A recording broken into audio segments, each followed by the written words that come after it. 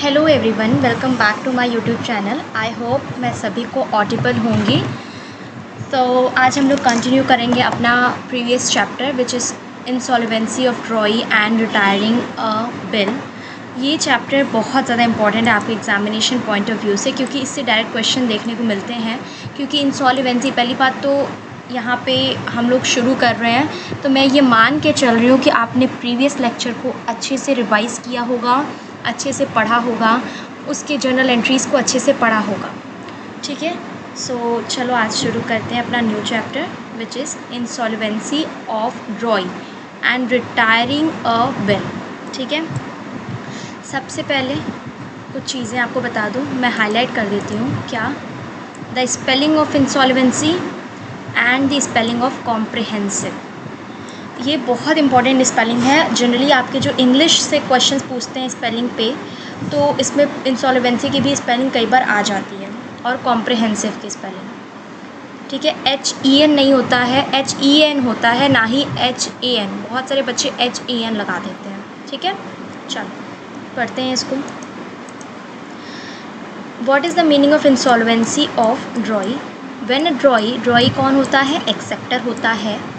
Become insolvent, insolvent का Hindi meaning होता है दिवालिया। Before the due date of a bill. I hope यहाँ तक सबको समझ में आ रहा होगा। जब ड्रॉई इंसॉल्वेंट मतलब उसके पास उसके एसेट्स ज़्यादा हो जाते हैं, उसके पास उसकी लाइबिलिटीज़ ज़्यादा हो जाती है, एसेट्स कम हो जाती है, that is the situation called insolvency. तो उस सिचुएशन को हम लोग इंसॉल्वेंसी कहते हैं। क्या?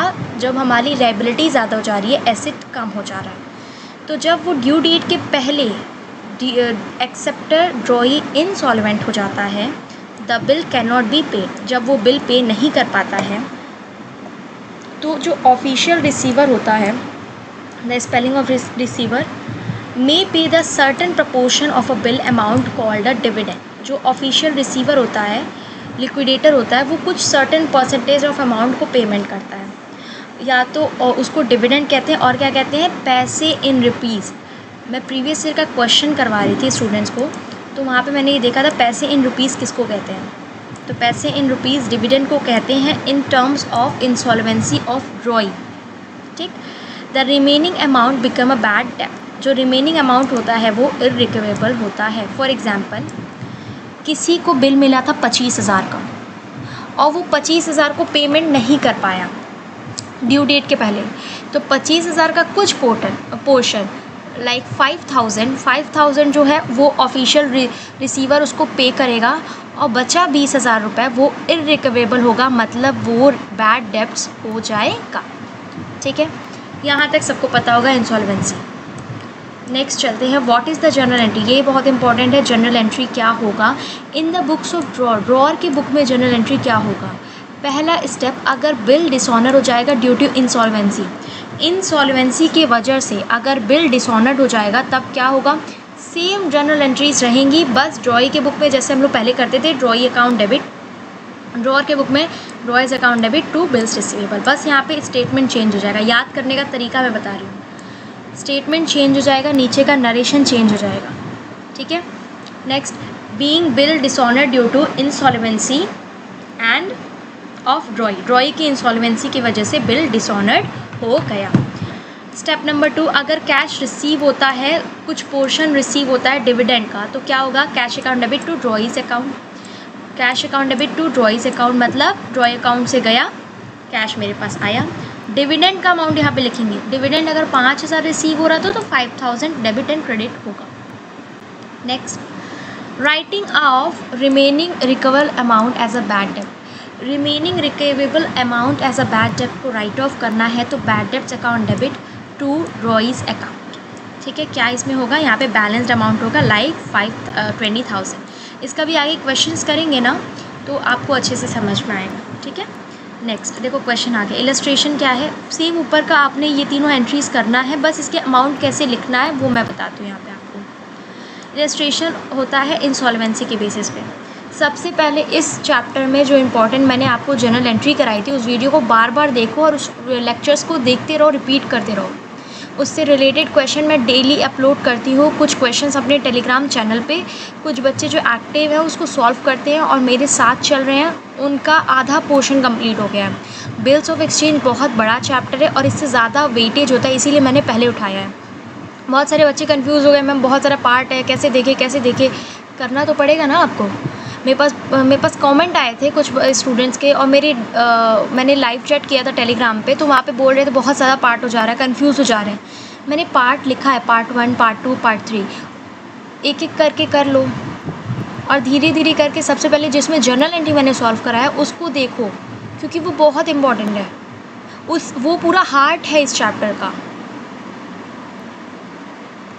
नेक्स्ट चलते हैं इंस्टॉलमेंट का क्वेश्चन पे। मोहन ने होल्ड किया है बिल 10,000 रुपये का, accepted by a Sohan, Sohan के द्वारा एक्सेप्ट किया गया है। Sohan became insolvent before the due date, due date के पहले ही सोहन इंसॉल्वेंट हो जाता है। The receivers pay 60 paise in the rupees as a final dividend, receiver ने कितने पैसे पे किए? 60 पैसे। एक बार इस क्वेश्चन को अच्छे से तुम पढ़ो, एक बार इस क्वेश्चन को आप लोग एक बार अच्छे से पढ़ो, फिर मैं इसको पढ़ के क्वेश्चन का आंसर और जर्नल एंट्री सॉल्व कराऊंगी। ठीक है, पढ़ो।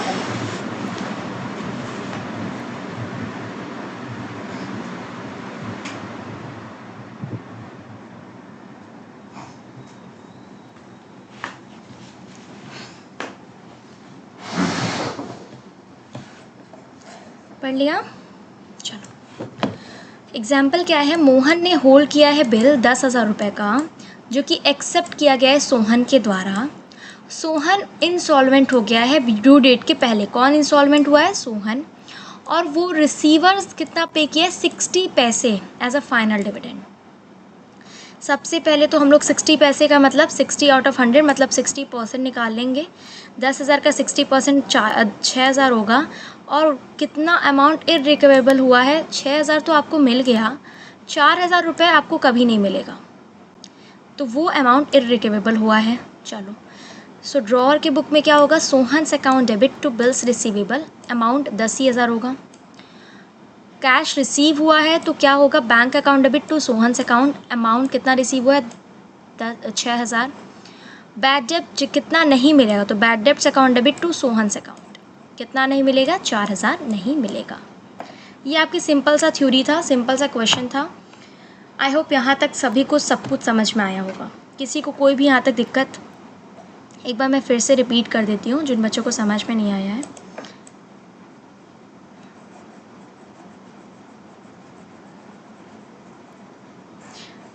चलो, सबसे पहले मैंने यहाँ पे देखा, क्वेश्चन को पढ़ा, और क्वेश्चन पढ़ने के बाद मुझे ये समझ में आया, हम लोग पहला स्टेप क्या है इसमें आइडेंटिफाई करेंगे कौन ड्रॉअर है, कौन ड्रॉई है, कौन एक्सेप्टर है।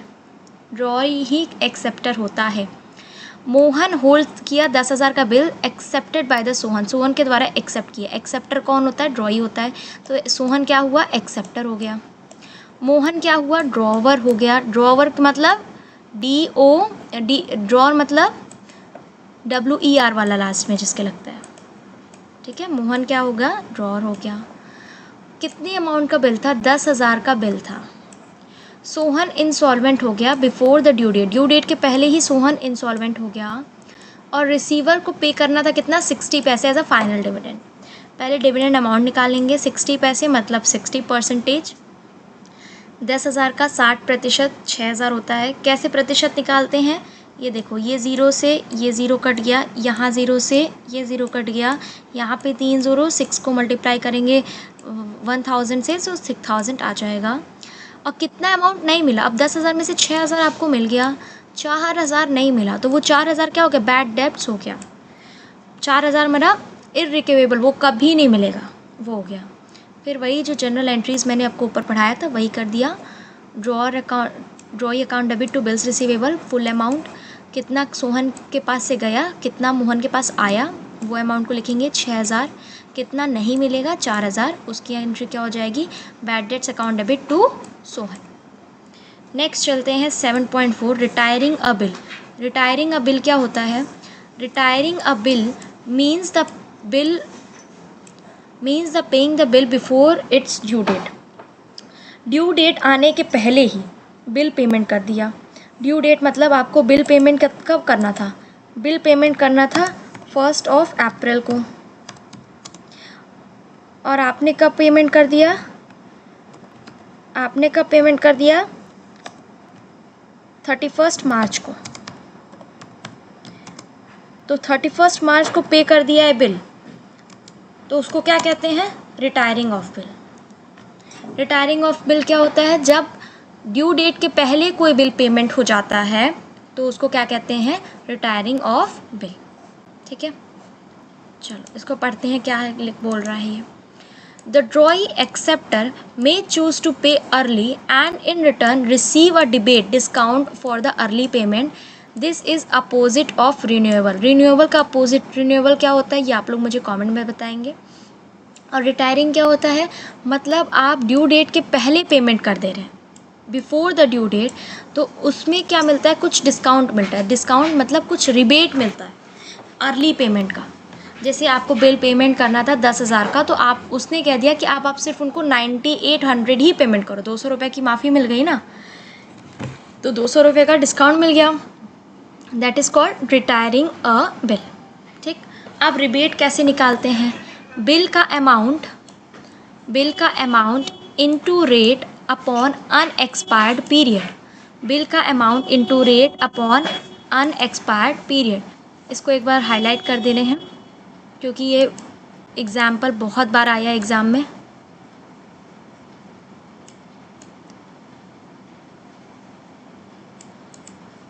चलो, इसकी जर्नल एंट्री क्या होती है? जर्नल एंट्री सेम होगी। ड्रॉअर की बुक में क्या एंट्री होगी? कैश आया है, उसको डिस्काउंट अलाउड किया है, तो यहाँ पे रिबेट अलाउड कौन कर रहा है? ड्रॉअर कर रहा है, तो यहाँ पे डेबिट हो जाएगा। डिस्काउंट अलाउड हो रहा है टू बिल्स रिसीवेबल अकाउंट। ये ड्रॉअर के बुक में है। अब ड्रॉई की बुक में क्या एंट्री होगी? बिल उसने पेमेंट किया है और कैश उसको यहाँ पे रिबेट मिल रहा है, डिस्काउंट रिसीव्ड हो रहा है, तो यहाँ पे क्रेडिट हो जाएगा। अभी इसकी एक और हम लोग क्वेश्चन करेंगे इलस्ट्रेशन, तो आपको समझ में आ जाएगा। अच्छा, इसका इलस्ट्रेशन नहीं है, कोई बात नहीं, एक ऐसे क्वेश्चन दे देते हैं आपको। मान लीजिए 10,000 का बिल था, ठीक है। एक मिनट, मैं दूसरे पीपीटी से देखते हैं।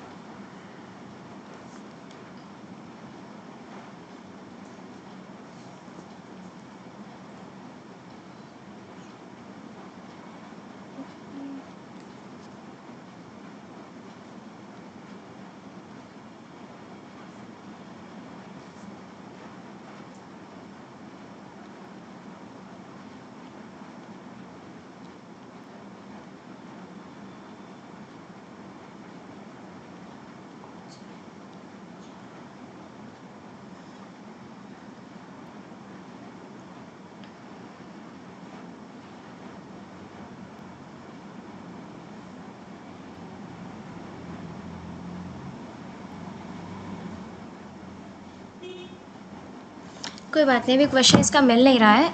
टेलीग्राम चैनल पे मैं इसके रिटायरिंग ऑफ बिल का क्वेश्चन सेंड कर दूंगी, आप लोग उसको वहाँ से कर लेना। बस इतना समझ में आया ना कि कब क्या होता है रिटायरिंग ऑफ बिल, डिस्काउंट कैसे निकाला जाता है, उसका सॉल्यूशन भी वहाँ पे मैं शेयर कर दूंगी। चलो, अब नेक्स्ट चलते हैं अपने न्यू चैप्टर पे, जो कि कॉम्प्रिहेंसिव समरी टेबल है। फाइनली ये चैप्टर हम लोग का एंड हो गया। इतना समय से चलने वाला चैप्टर फाइनली एंड हो गया। और अब हम लोग करेंगे इसकी जर्नल एंट्री। जो भी चैप्टर एंड हो जाएगा अकाउंटेंसी का, उसका एक एक क्वेश्चन मैं डेली टेलीग्राम चैनल पे सेंड करूँगी। 1 या फिर 2 क्वेश्चन आपको उसको करना है। नेक्स्ट, ये आप लोग सिचुएशन इवेंट खुद पढ़ोगे, क्योंकि ये मैं पहले आपको पढ़ा चुकी। ये जर्नल एंट्री है। जो भी बच्चे नए आए हैं वो टेलीग्राम चैनल पे ज्वाइन हो जाएंगे, लिंक डिस्क्रिप्शन में दे दिया गया है, और व्हाट्सएप चैनल का भी लिंक डिस्क्रिप्शन में दे दिया गया है। ये आप लोग खुद से पढ़ोगे कब क्या क्या हो रहा है, और ये बहुत इंपॉर्टेंट है, इसको नोट डाउन कर लेना, ठीक है। समरी ऑफ ऑल अकाउंटिंग, ये भी आप लोग खुद से पढ़ोगे क्योंकि ये पहले पढ़ा चुके हैं। ये एक तरीके का कॉम्प्रिहेंसिव समरी है। की फार्मूलाज, ड्यू डेट का की फार्मूला क्या होता है, नेट प्रोसीड का की फार्मूला क्या होता है, रिबेट ऑफ रिटायरिंग का की फार्मूला क्या होता है, ये सारे की फार्मूलाज यहाँ पे लिखे हुए हैं। इसको आप लोग खुद से लर्न कर लोगे क्योंकि ऊपर मैंने डिटेल में इसको पढ़ा दिया है, ठीक है। चलो, अब यहाँ पे क्वेश्चन सॉल्व करते हैं। प्रॉब्लम नंबर 1, और प्रॉब्लम नंबर 2, सबसे पहले ये किससे रिलेटेड है? Problem number 1 complete bills life cycle with the discounting and dishonour से रिलेटेड है। चलो, प्रॉब्लम क्या कहता है? 1 मार्च 2024 को अमर ने सोल्ड किया गुड्स 50,000 का। किसको? अकबर को। किस पे? क्रेडिट पे। He drew a bill 3 months on a Akbar who accepted on a same date. On 15th March 2024, Amar discounted the bill with his bank at a 10% per annum.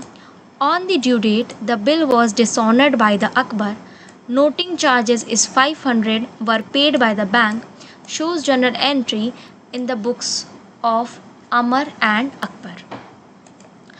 ये मैं expect करके चलती हूँ जो बच्चे रिवीजन किए होंगे उनको समझ में तो आया होगा क्या है, और जो बच्चे नए आए हैं पहली बार देख रहे हैं इस क्लास को, वो क्लास 1 से देखिए, क्योंकि इस क्लास में आपको कुछ नहीं समझ में आने वाला है।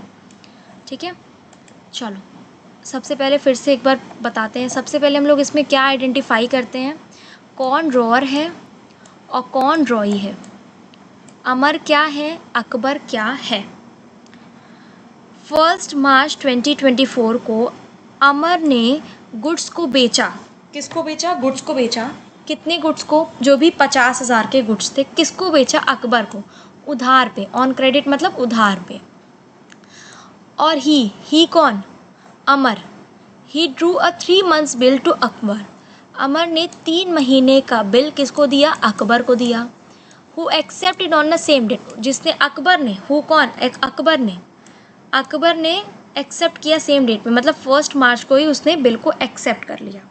ठीक है, इतना समझ में आया।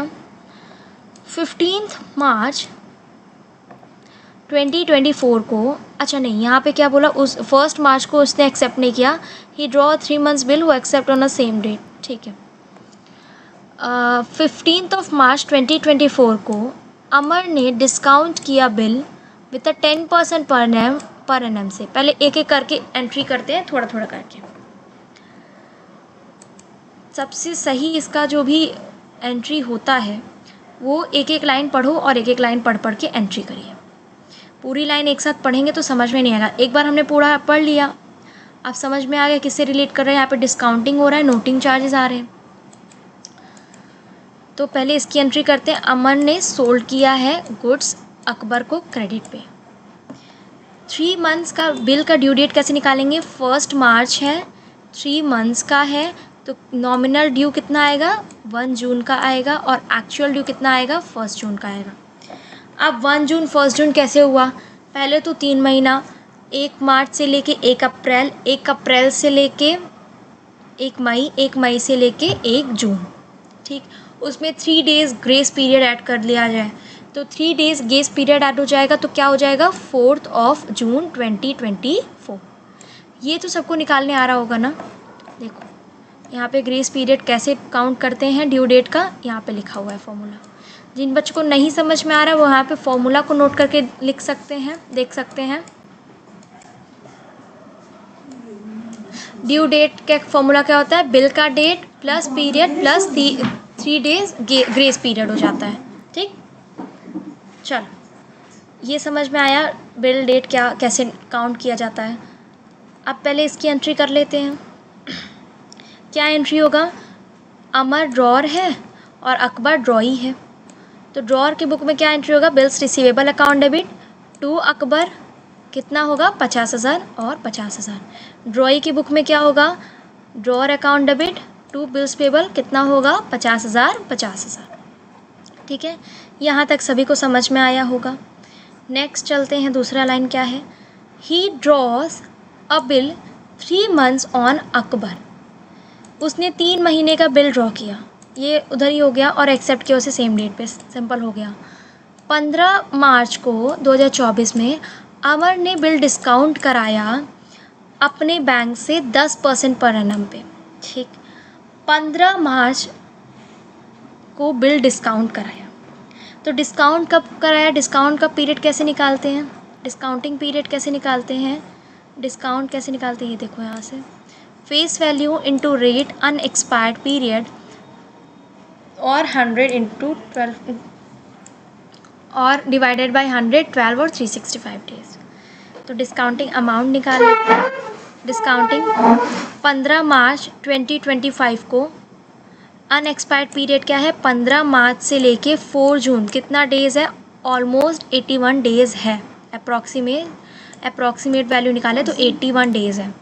अब कैसे यहाँ पे निकाला गया है, बहुत बच्चे कंफ्यूज हो गए होंगे कैसे निकाला गया है। कंफ्यूज नहीं होइए, देखिए पहले यहाँ पे डिस्काउंटिंग कैसे निकाला जाता है। 15 मार्च 2024 से डिस्काउंटिंग निकाला जाता है और डिस्काउंटिंग का फॉर्मूला क्या होता है, face value into rate into unexpired period upon 100 और इंटू 12 और 365 डेज, जितना डेज होता है। तो हमने डेज काउंट किया तो कितना आया, 81 डेज। ठीक, डिस्काउंट फेस वैल्यू 50,000 था, 10% पर एनम था, 10% पर एनम था, इंटू अनएक्सपायर्ड पीरियड, कब तक एक्सपायर्ड, अनएक्सपायर्ड पीरियड कैसे काउंट किया, 15 मार्च से लेके 4 जून तक, कितने के बीच का है, 15 मार्च से लेके 4 जून तक 81 डेज आ रहे हैं यहाँ पे। 81 डेज अपॉन 365 डेज, अगर डेज को ले रहे हैं तो अपॉन 365 करेंगे। ठीक, अगर मंथ्स को ले रहे हैं तो अपॉन 12 करेंगे। तो यहाँ से कितना आया, यहाँ से आया 1100, अप्रॉक्सीमेट वैल्यू निकालना 1100। ठीक, नेट प्रोसीड कैसे निकालते हैं, नेट प्रोसीड ऊपर फॉर्मूला लिखा गया है।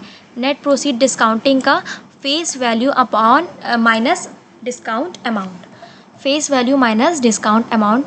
सो फेस वैल्यू कितना है, 50,000 फेस वैल्यू है, डिस्काउंट अमाउंट कितना है, 1100 है डिस्काउंट अमाउंट। इसको माइनस कर देंगे तो क्या आएगा, 48,890। इतना समझ में आया डिस्काउंट कैसे निकला है, फेस वैल्यू कैसे निकली है। एक बार फिर बता दे रहे हैं जिन बच्चों को समझ में नहीं आया है।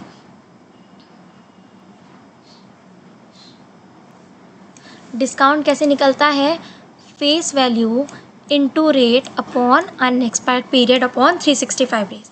अगर यहाँ पे मंथ लेते तो अपॉन 12 करते हैं। ठीक, तो फेस वैल्यू कितना है, 50,000 फेस वैल्यू है, 10% पर एनम है और 81 आउट ऑफ 365 डेज है। अप्रॉक्सीमेट वैल्यू कितनी आई, 1110 वैल्यू आई। नेट प्रोसीड कैसे निकालते हैं, फेस वैल्यू में से जो भी डिस्काउंटेड वैल्यू आई है उसको माइनस करके। कितना आ गया माइनस करने के बाद, 48,890।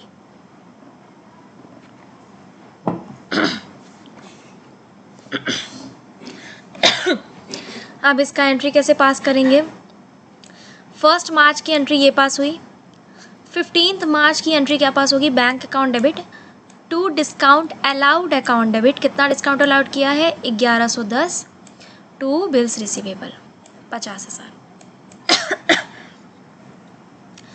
4 जून की एंट्री क्या होगी, अब 4 जून आगे कुछ लिखा होगा, हाँ इतना समझ में आएगा। Noting charges 500 will paid by bank. Noting charges कितना पेड किया गया है, 500 बैंक नोटिंग चार्जेस पेड किया है। तो अकबर ने पेड किया होगा, अकबर पेड कितना करेगा, 50,000 प्लस नोटिंग चार्जेस 500 ऐड कर देंगे। नोटिंग चार्जेस क्या होता है ये मैंने वीडियो में बताया है। ठीक है, और यहाँ पे डेट किसका डालेंगे, 4 जून का डालेंगे, क्योंकि एंड ऑफ जब 3 महीना बीत जाता है तब ये एंट्री होती है। तो ये तो ड्रॉअर के बुक में था। ड्रॉई की बुक में 15 मार्च की एंट्री क्या होगी, ड्रॉई की बुक में 15 मार्च की एंट्री नहीं होगी। ड्रॉई की बुक में बिल्स पेबल 4 जून की एंट्री होगी।